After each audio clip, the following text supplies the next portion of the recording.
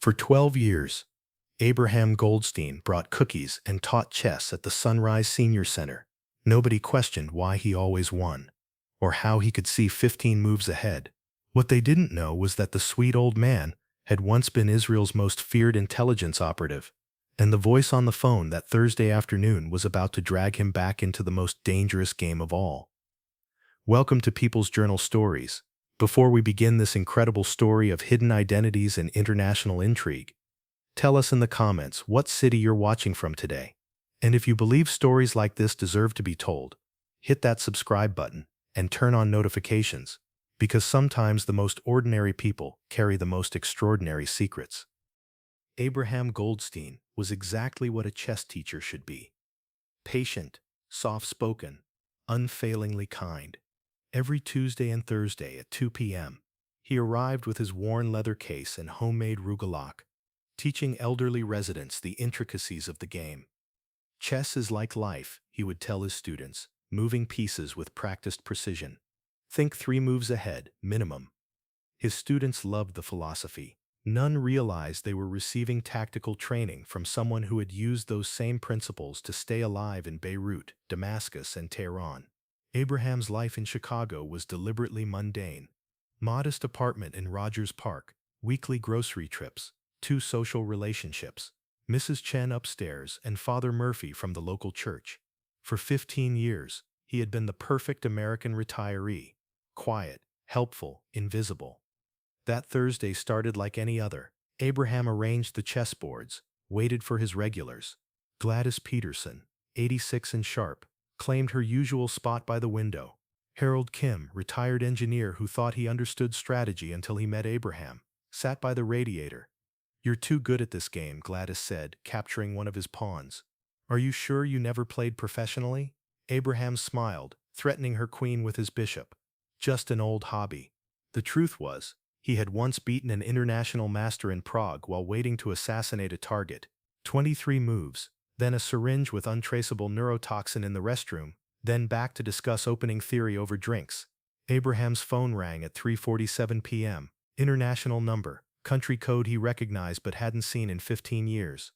"Hello?" The voice spoke in Hebrew, urgent and scared. "Falcon 7, this is Control. Operation Nightingale has been compromised.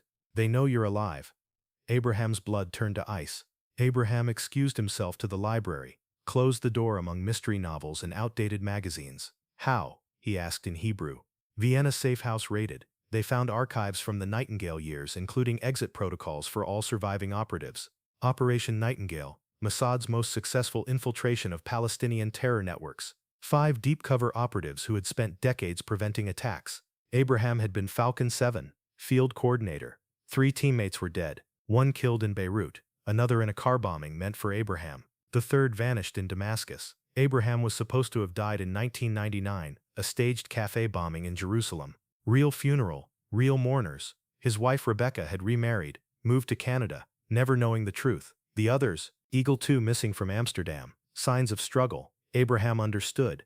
If David and Sarah were gone, he was likely the last surviving Nightingale operative. Extraction in 6 hours, new identity in 48, Control said. Abraham looked through the window at the main room. Gladys still sat at their chessboard, probably wondering where he'd gone. Afternoon light painted everything golden. "I need time to think." "There is no time. They have your identity. They may already be en route." Abraham hung up and stared at an open chessbook. Endgame Strategy by Kasparov. Appropriate. When he returned, Gladys looked concerned. "Everything all right? You look pale." "Just tired. I should head home early." "Whatever's troubling you," Gladys said, patting his hand. "Remember what you tell us. Think 3 moves ahead, but don't forget to take care of the piece you're playing with." For 12 years, Abraham had been taking care of this piece, the quiet chess teacher, cookie baker, invisible neighbor. It was the first identity that had ever felt real. The next morning, Abraham returned despite the danger. He told himself it was surveillance. The truth was, he couldn't abandon his students without explanation. At 1:45 p.m.,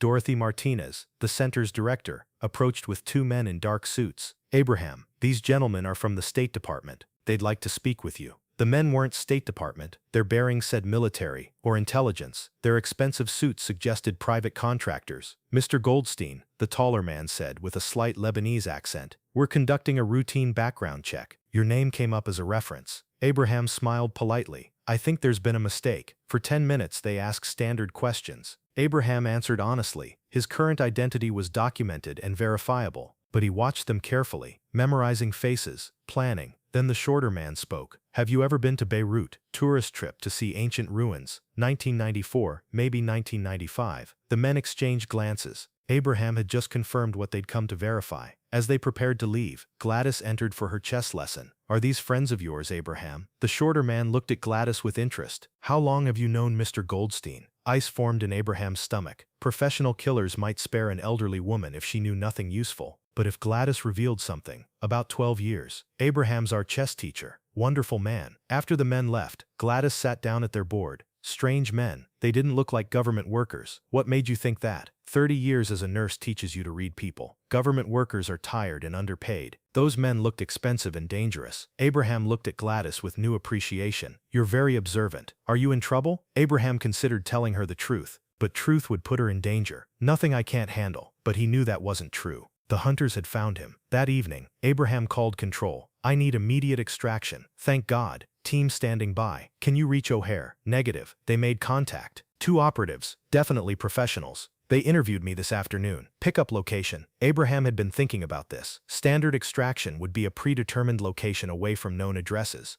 But these hunters had found him once. They'd expect him to run. Trust me, I've been playing this game longer than you've been alive. Abraham spent the night preparing, packed essentials, destroyed documents, wrote 3 letters. 1 to Dorothy at the center, 1 to Miss Chen upstairs, 1 to Gladys. Dear Gladys, he wrote, thank you for 12 wonderful years. You were right about thinking 3 moves ahead, but also about taking care of the piece you're playing with. I hope I've done both. The next morning, Abraham arrived at his usual time, set up boards, arranged pieces, waited. The hunters came at 2:30 p.m., 4 of them this time, no pretense. They spread out to cover exits as residents realized something was wrong. Everyone stay calm, the tall man announced. We just need Mr. Goldstein. Abraham stood slowly from the chessboard where he'd been teaching Harold. I'm here, come with us, and no one gets hurt. Abraham walked toward them, hands visible, movements non-threatening. As he passed Gladys's table, he said quietly, Queen to King's Bishop 3. Gladys looked at the chessboard, a position Abraham had set up that morning. Queen to King's Bishop 3 was impossible given the current pieces, but Gladys knew every move Abraham had taught her. Queen to King's Bishop 3 was his demonstration of sacrifice for position. Sometimes you had to give up your most valuable piece to win the game. Abraham reached the hunters, allowed them to escort him toward the door. Just before the exit, he made his move. The fight lasted 90 seconds. When it ended, 3 hunters were unconscious. 1 was dead.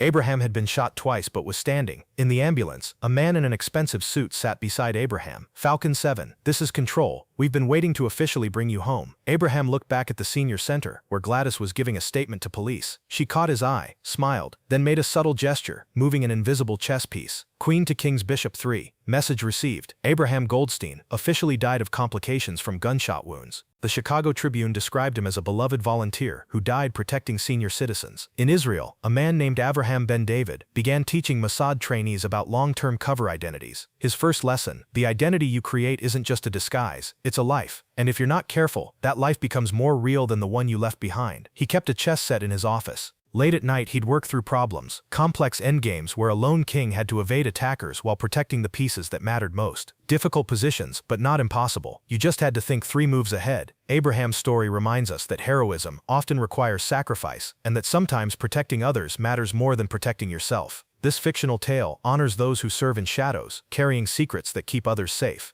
Tell us in the comments, what city are you watching from? Have you ever met someone whose quiet wisdom suggested hidden depths? Subscribe to People's Journal Stories for more narratives about people who live double lives and make sacrifices the rest of us never know about. Sometimes the most dangerous games are played on the smallest boards.